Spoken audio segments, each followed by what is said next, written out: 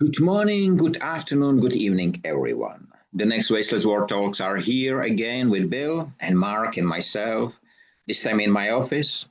And we have a new term because we would like to write on the back of language towards Wasteless World. And the term which I selected for today is second. And I will start with you, Bill. Bill, if you close your eyes and you hear the term second, what came first to your mind, please? Well, a flood came to mind. So let me try to. So second, the first thing that came to mind was I don't ever want to come in second. So it's a place. It's a competitive place. I come in second rather than coming in first. And then immediately I thought second time, minutes and hours and seconds, uh, and and right on the tail of that one, it's also a verb. I second that motion. Um, and and and now I'm looking for the fourth. Mark, the same question for you. Wow, Bill, you really covered some interesting points there. I loved the last one of seconding something, agreeing with something. I too started with time, and then a question came to mind, which is it better to be second rather than first, particularly when starting an idea or a company? Is it better to be a follower, learning lessons from whoever goes first? And somehow I think coming second, rather than second in a race in that competitive scenario, can we actually learn more and benefit from the success or failings of whoever goes first? So that's brilliant, Mark. And I remember my daddy once telling me, you know what the definition of a pioneer is? He's the one with all the arrows in his back. Yes. Yes, yes, yes, yes, yes. You know, Because, sorry, yes. Michael. No. You, Mark. Well, I'm just thinking through it. That is perfect for the arrows in the back scenario. Isn't it interesting when we look at companies that have, startups that have really tried to create a new sector, a new type of product, and we get so excited by what they're doing, seeing that everything is going to happen. And I'll give you an example. If I look at e-commerce, okay, and if we go back in e-commerce, one of the earliest, first, if you like, first movers was Webvan. And here we Oh, had I don't. You're older than I am. I do not remember that one. okay, so it started in the 17th century. No, I mean, Webvan was at the very beginning of the idea of e-commerce. And the idea was that they were going to deliver products to your home.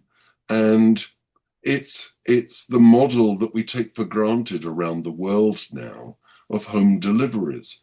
And they innovated in several ways. One was starting to automate warehousing for picking, actually then building fleets of vehicles to deliver. All of these things went.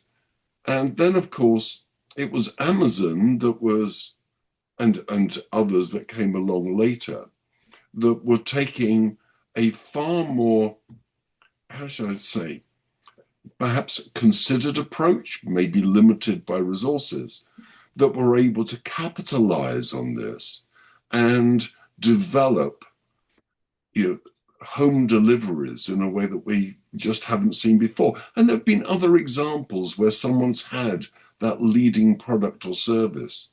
But as your father said, they ended up with the arrows in their back. And I think many people will look at why they failed, what went wrong.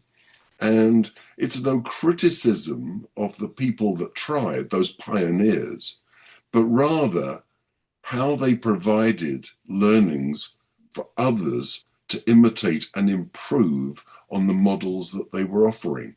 So in many respects, that second, being the second player, the second mover in a market, can be far more successful than being that pioneer. When you say learning, if you are the first, what do you really learn? Because you're the only one out there, so you are the model.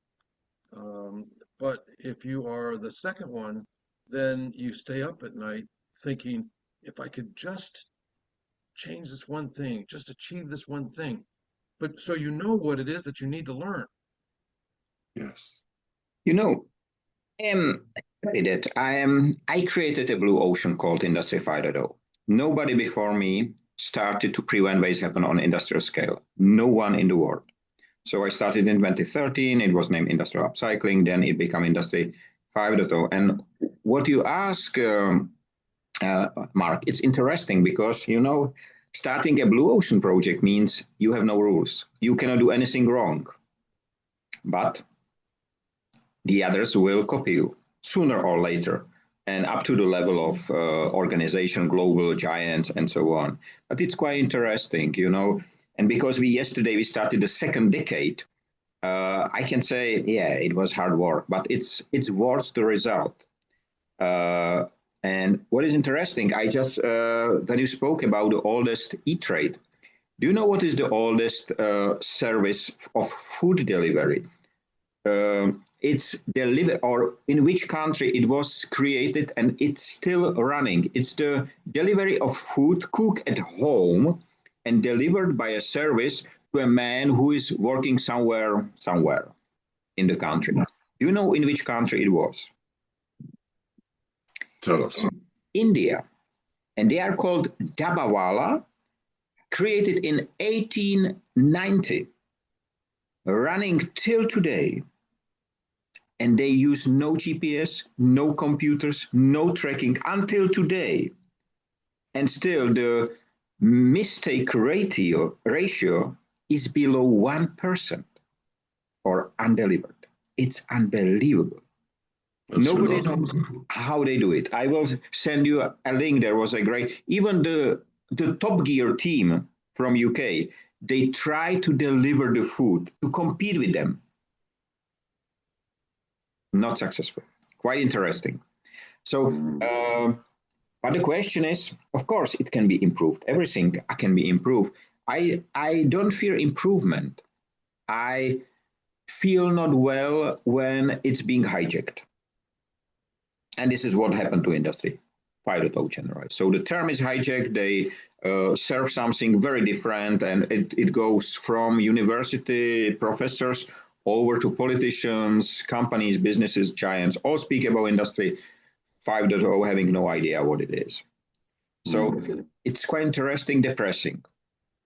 But on the other hand, I would like to ask, you both are native English speakers. Can you tell me where came the term or the sentence, wait a second, and then you wait minute, 10 minutes, 1 hour, a few days, few years, how it came to the English vocabulary that you say, wait a minute, wait a second? Well, I think that there's a category of English that don't take me literally, right? So wait a second, or I'll be right there, or you'll have it in no time. How do we even measure no time? So there's a whole category of English phrases that are not to be taken literally. Mark, Do you agree, Mark?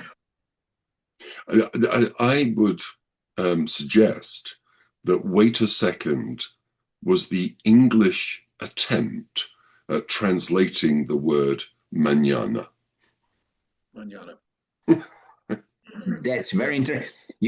In the noon discussion, I I find out something very interesting. You know, all of us have a wristwatch, the standard one, analog watch, and there was before when we have been kids. Right now we have none, but when we have been kids, there has been the some of those wristwatches has this second hand, mean the hand which shows the second, the fastest one. Mm. Then came the digital clock. It's 1970s, something like that, the wristwatch. And the interesting part, on this digital wristwatch, there has been seconds indicated. Look at any device around you, your computer, your mobile, your anything, there are no seconds visible anymore. You can set it up as a special setup. You can download an app or whatever, but usually it's not there. It's quite interesting. Why it is not there? You go back to, actually, a point you've made there resonates with something that Bill said earlier. And that is that, you know, when we look at seconds, one of the uses of the word, or one of the things it conjures up, is the concept of time.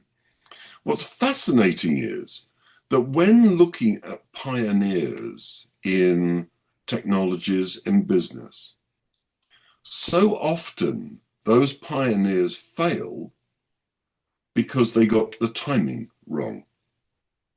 Right, right. They're 50 years early, 50 years late. Yeah, the timing. The world wasn't ready. And something can seem so rational in terms of an opportunity that everyone should be doing this. But if the emotion, if the sentiment of a market is not there, it doesn't matter how logical something is. Often the pioneer fails because of that question of timing. Good point.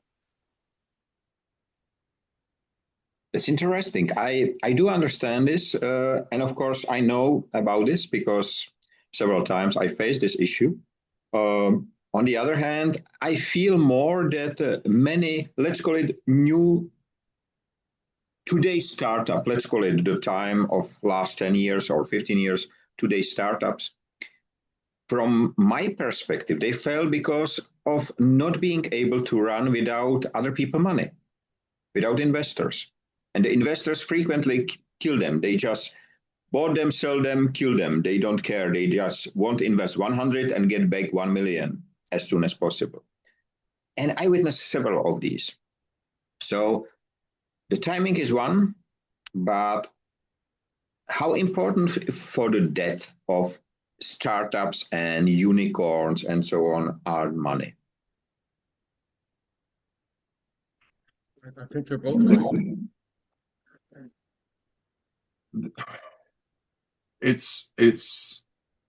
There are many situations where that has been the case. But then there are many subtleties to that. If one looks at some of the most profound impacts in the world of technology,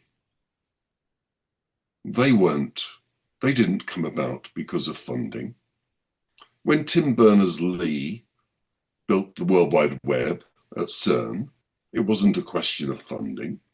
When he delivered that in 1989, 1990, it took off because of that. When we look at the disruption of IT companies with their proprietary operating systems, how many of them were completely undermined by open source technologies such as Linux, but there are many, many other examples where funding was not the question. There are those who get themselves into a situation, or they have a pressing need for major capital investment, absolutely, and they can struggle. But then it's interesting to see, I was struck a few years ago by the term that we use in Europe of business development, okay? So people with the title business development. and starting to look at how business development occurred in Silicon Valley. And what I came to realize, I wasn't just me, but there were other people that were noticing this, was that the business development function, which in Europe tended to be either in the sales or the marketing function of an organization, was actually in the human resources department in companies in Silicon Valley. Because the business development was actually looking for talent to bring into a company. And therefore, people were looking at startups and they were looking at individuals behind those startups and developing the technologies with a view to acquiring the company in a financially sound way to get that talent into the acquirer and then use those talents within the organization, potentially just killing whatever those individuals had been working on. And so I think that the way in which companies grow, yes, there are always concerns over the availability of capital and what comes with it. But we have so many examples where organic growth has been achieved and different ways of working have come to the market that have enabled astonishing disruptions within the market. Because incumbents do not believe that these new entrants are serious players. Now I'm not talking about the business development. But if you were in IBM, HP, or other companies that had proprietary systems in the 1970s and 1980s, when someone came along saying Linux, everyone was focused on Unix and the requirements of AT&T and what version of Unix they were going to develop. So when Linux was developed, which was, it's only, if you like, the only image associated with Linux was a penguin, okay? Suddenly, you had something that was regarded as a toy, a plaything. It's not serious because we are IBM, and therefore we have the best engineers to ensure the robustness, the security of the system. How can you trust an open source Linux system? And these companies had no comprehension of how organic,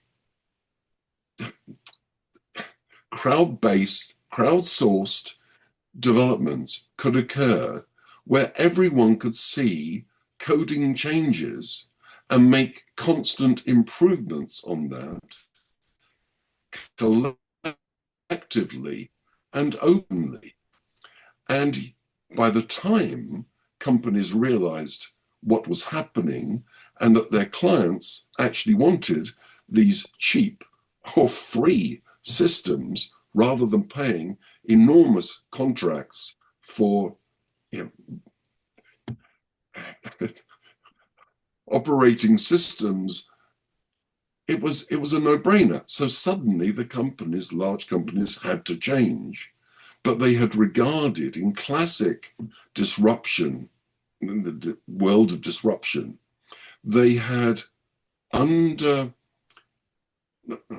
not recognized the significance of what was going on because they had language that would show that they were toy things, nothing to be taken seriously.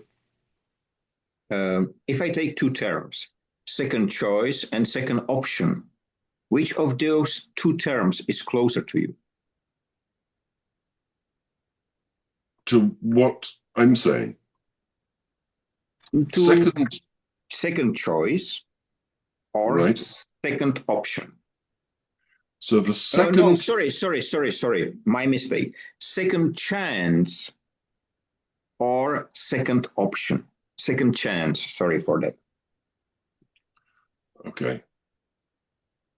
Second chance is something that we all hope will be afforded to us. Second chance, because we're all going to mess up sometime, maybe many times. Second option is I'm not that familiar with the use of that phrase. Second option.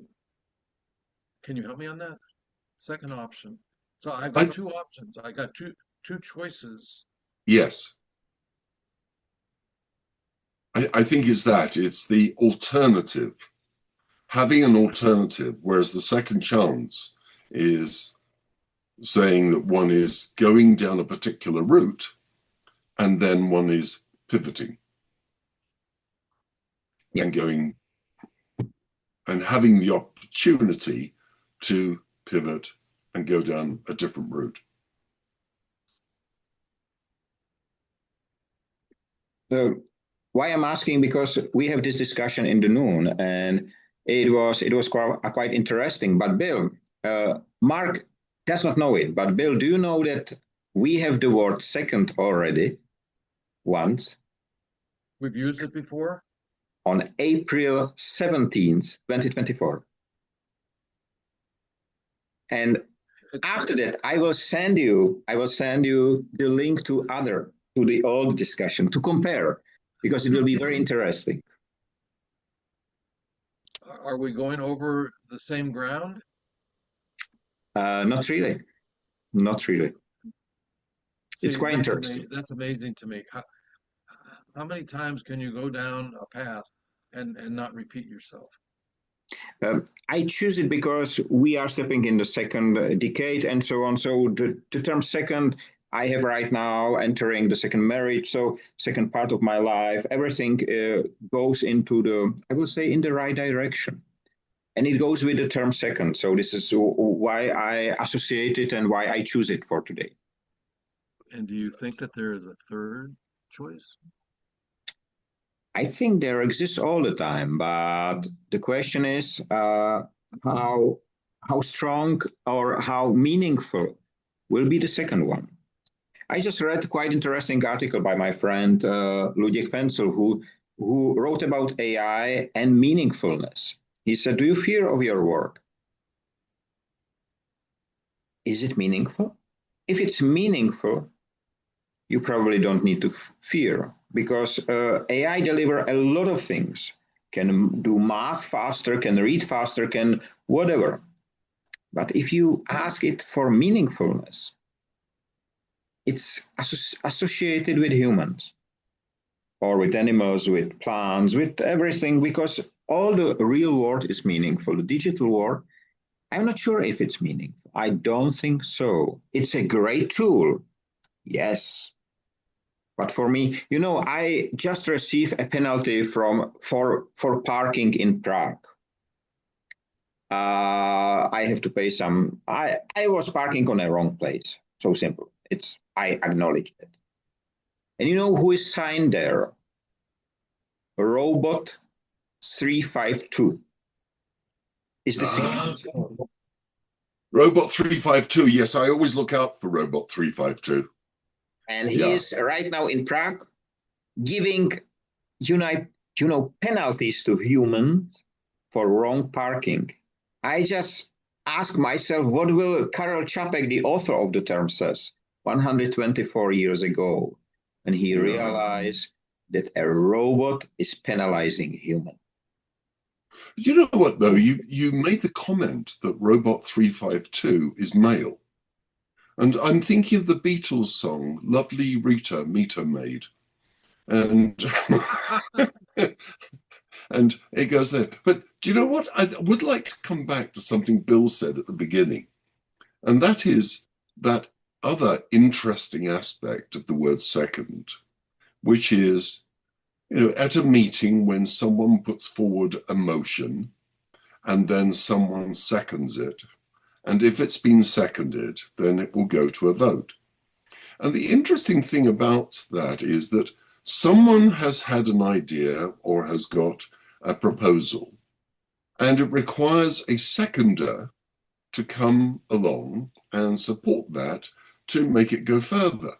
And I don't know if you've ever seen, but there's a wonderful TED video of how a movement starts. And this video is taken at a music festival, and it's on a bank. There's a grass bank overlooking the band, and there are a bunch of people sitting there listening to the music and eating, drinking, talking. And one guy gets up and starts dancing like a complete lunatic. I mean, absolute mad dancing. And the point of the video, the point of the story is that that individual is looked at as being just a nutcase. But then someone gets up and starts dancing in the same way. They become that seconder. And the moment that person has seconded this dance, others feel encouraged to start dancing. And within a very short period of time, you suddenly have this mob dancing like complete lunatics. And it's amazing how seconding something is a way of giving, of causing a movement to start.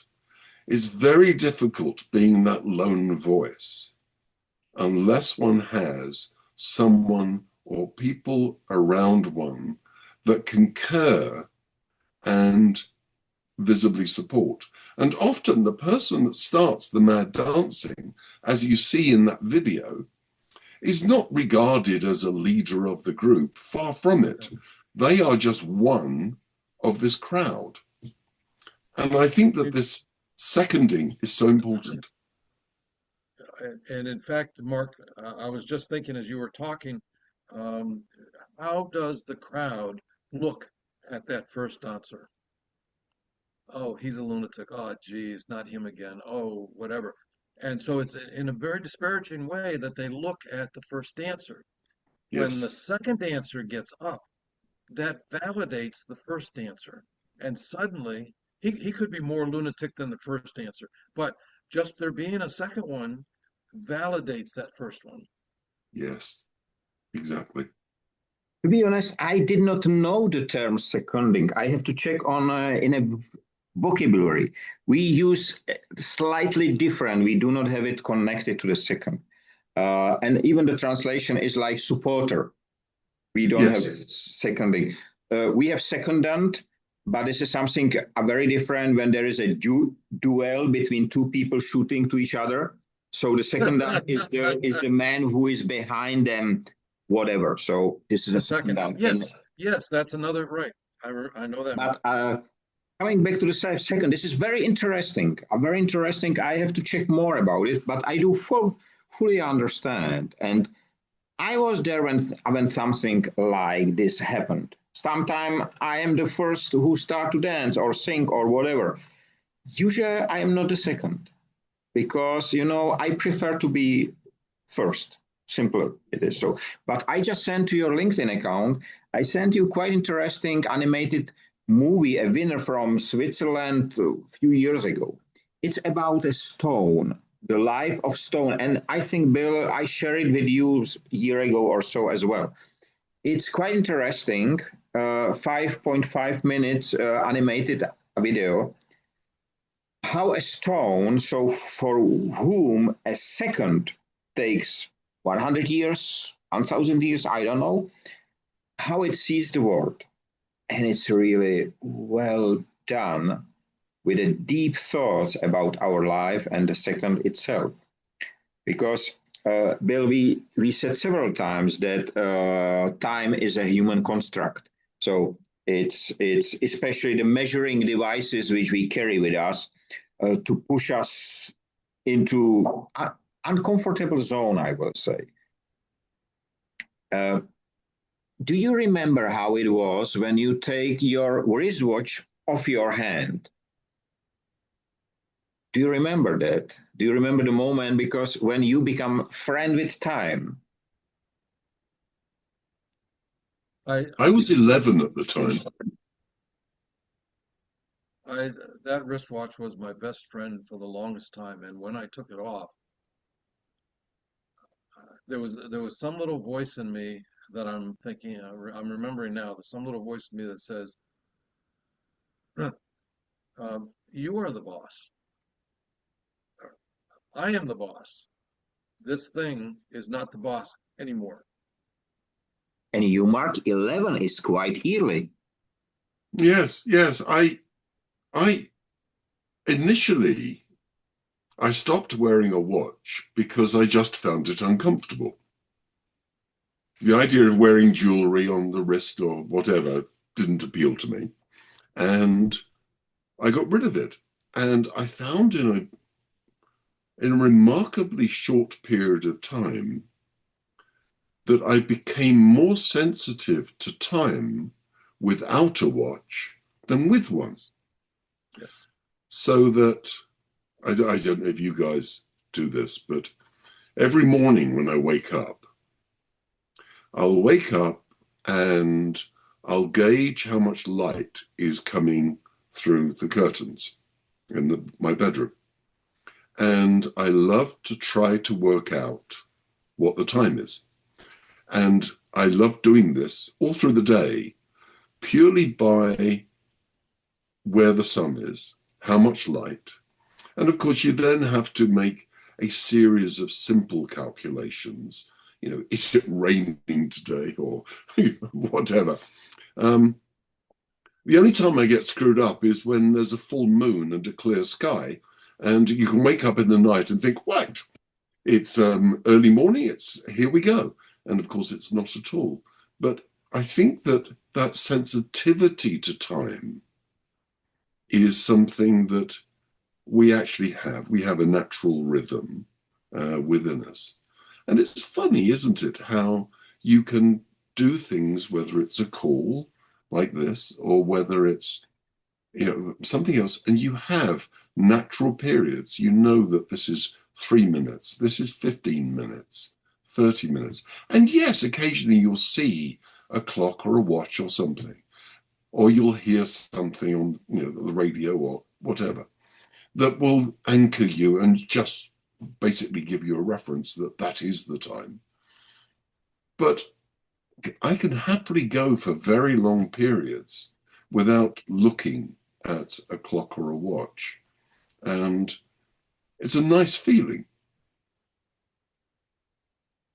I agree. That's very well said, Mark. Um, I remember when I wore the watch was the boss. It told me I had to be someplace, it was going to last this long, and then I had this whole series of other things that this would help me get to and get through. When I Mm. took it off, then I am the boss, and so many other things gave me the clues to what to do. No longer because it's 3 o'clock, but I eat when I'm hungry Yeah. instead of because it's 12 o'clock.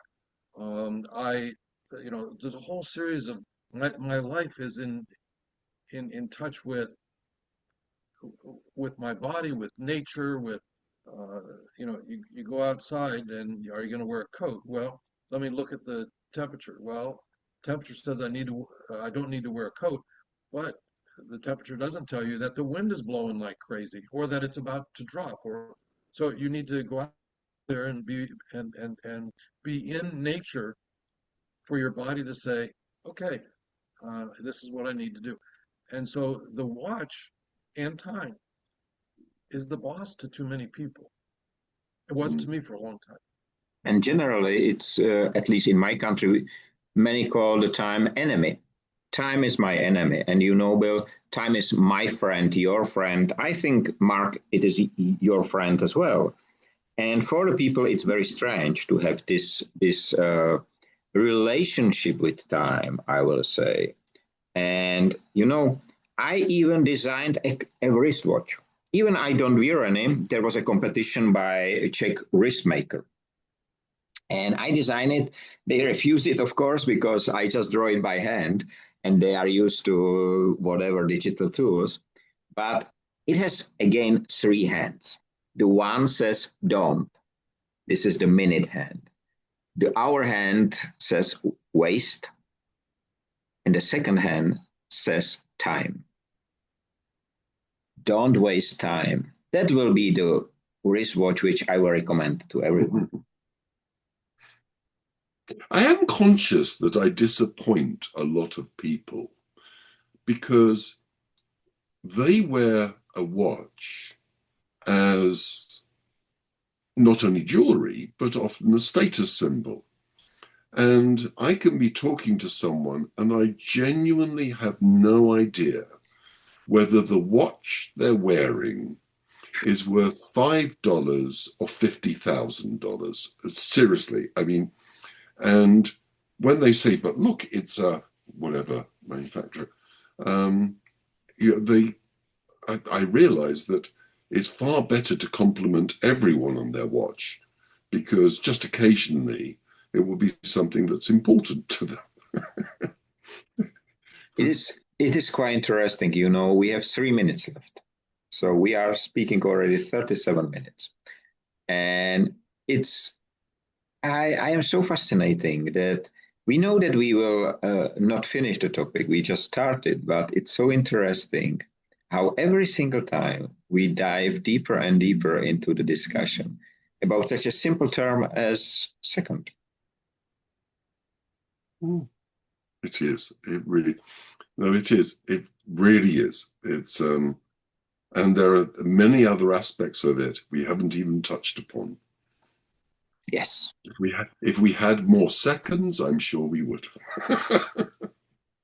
I am not so sure. I'm not so sure because the language is so rich and everything is, and the life is so rich. I think it's great to have something uncovered. For those who came after us, they will see the pioneers with the arrows in the back, but they will see another journey. Yes. No, absolutely. Absolutely. I can no longer see you guys. We can see you and we can hear you, Bill. Uh-oh. Okay. But as I said, it's 2 minutes left. If you there was a quite interesting sentence or quote by Leslie. She participated in the noon event. She said, "Every first was 1 second," or similar. That's a very interesting statement, especially when you take a competition or a sportsman or so on. So I find it so interesting.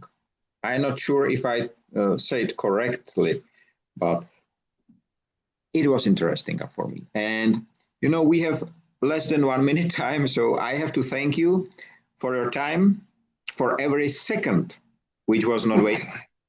And have a nice time. Free of waste and wasting in all its forms. Stay safe, be free, be human. And as I said, don't waste a single second. And see you next week. Bye-bye. Well said. Bye-bye. Bye-bye.